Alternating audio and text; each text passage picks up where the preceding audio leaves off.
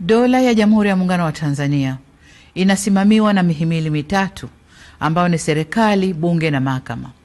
Kwa pamoja kama nchi, tumeamua pia uendeshaji wa shughuli za nchi yetu ushirikishe taasisi nyingine za ndani na nje ya nchi, taasisi za serikali na zisizo za serikali, taasisi za kidini na za kiraia.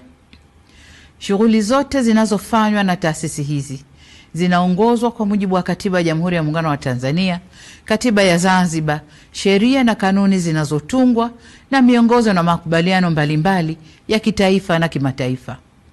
Nyenzo hizi nilizozitaja zimeeleza masharti na mipaka ya kazi kwa taasisi mbalimbali zinazofanya shughuli zake hapa nchini.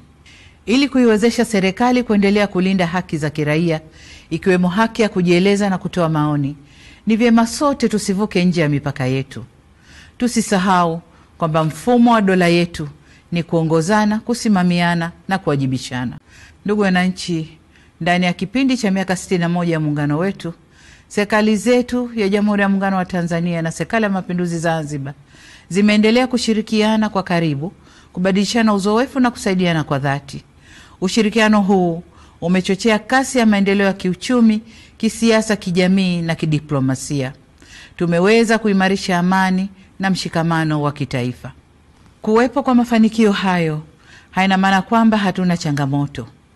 La muhimu ni kwamba tumejiwekea mfumo mzuri wa kutatua changamoto zinapojitokeza. Hapa nataka niipongeze Ofisi ya Makamu wa Rais kwa kusimamia vyema masuala ya muungano. Aidha, ninawashukuru wote waliofanya makongamano ya kueleza faida, mafanikio na changamoto zilizojitokeza katika kipindi chote na jinsi zilivyofanyiwa kazi.